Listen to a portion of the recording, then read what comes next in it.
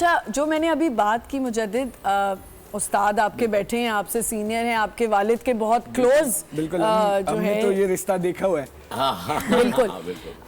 مجدد کتنی ذمہ داری محسوس ہوتی ہے اور کتنا سٹریس ہوتا ہے کہ ایک لیگسی اتنا بڑا نام والد صاحب کا؟ دیکھیں جہاں تک سٹریس کی بات کروں تو یہ ایک بہت بڑی ذمہ داری ہے ہم لوگوں پہ، کیونکہ صرف ہماری ہی لوگ نہیں ہمیں کام کرتے ہوئے دیکھ رہے یا سن رہے. ہم جو پرفارم کر رہے ہیں ہمارے پیچھے ہمارے بزرگوں کی 60-70 سال کی محنت آلریڈی بیٹھی ہوئی ہے پہلے سے. تو ہم اسی چیز کے ڈر میں لگے رہتے ہیں کہ کہیں بھی مائنر سے مائنر کوئی ایک مسٹیک ہو جائے ایسی تو وہ پچھلی جو 60-70 سال کی محنت ہے اس پہ کہیں آنچ نہ آ جائے. اور بالکل، اور ابھی یہ آپ یقین نہیں کریں گے، یہ بات کریں امجد بھائی کا ذکر ہوا ہے اور یہ میں سچ میں کہہ رہی ہوں کہ وہ جب آپ کے والد صاحب مجھے کبھی شوز پہ آتے تھے تو شوز کرنا جیسے ہی شروع کرتے تھے اپنا کلام تو میرے تو آنسو نکل آتے تھے. ابھی نعیم بھائی نے بھی یہ بات یاد دلائی.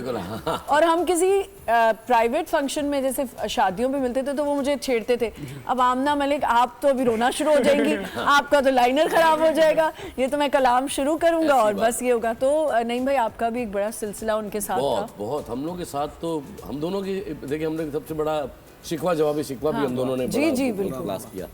اس کے علاوہ پھر ہم لوگ کانسرٹ کے علاوہ جو ہم لوگ کی بیٹھک تھی، جو ہم لوگ ٹور یہ ہوتے تھے امریکہ کے، ہمارے ایک ہی پروموٹر ہوتے تھے رضا مرزا، اس میں ایک قوالی اور کانسرٹ وہ میں کرتا تھا اس طرف ایک ہی پروموٹر کے.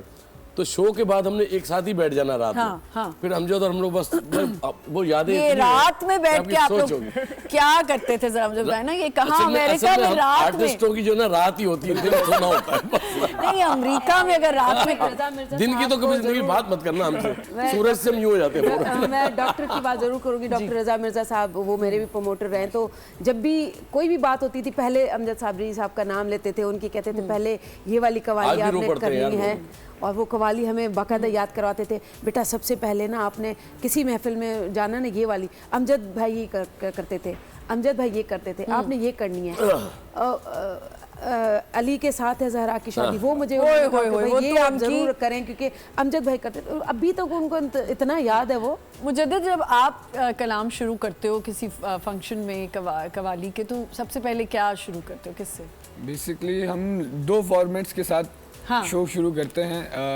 یا تو حمد باری تعالیٰ سے شروع کی جاتی ہے اگر قوالی کی بات، اور اگر قوالی کی بات کی جائے تو قوالی شروع ہے کال سے. قوالی مطلب ہی کال کا ہے. بالکل. تو کال من کن تو مولا فہذا علی مولا سے شروع ہوتی ہے قوالی، اور پھر اس کے بعد نعتیں، پھر منقبتیں آتی ہیں، پھر اس کے بعد آپ رنگ پہ اینڈ کرتے ہیں. قوالی کا جو اینڈ ہے وہ اس کو رنگ پہ اینڈ کرتے ہیں. اچھا ریاض کا جو سلسلہ ہے تو پڑھائی کے ساتھ ساتھ وہ بھی کرنا پڑتا ہوگا، تو کتنا ٹائم دینا پڑتا ہے؟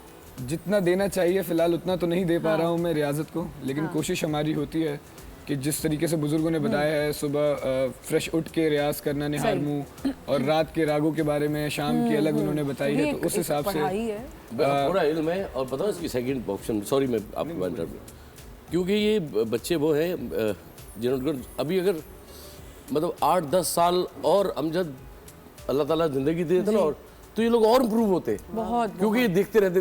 یہ تو بہت چھوٹے تھے یہ لوگ جب انتقال چھوٹے تھے. اس کے بعد اب جتنی محنت ہے نا یہ خود کر، کیونکہ اب آ گئی ہے اس پہ بات، سمجھ لیں. تو اس کو آپ کو ہاں اچھا ان کی ریاضت یہی ہے کہ شو ہو رہے ہیں، یہی ریاضت ہے. اس کے لیے آپ کو صبح اٹھنے کی ضرورت نہیں، سو آرام سے سو یار. ہاں یہ سین نہیں بنانا کوئی، صبح آرام سے اٹھ جاؤ. اچھا اب مریم مجھے یہ بتائیں، دن میں سو پورا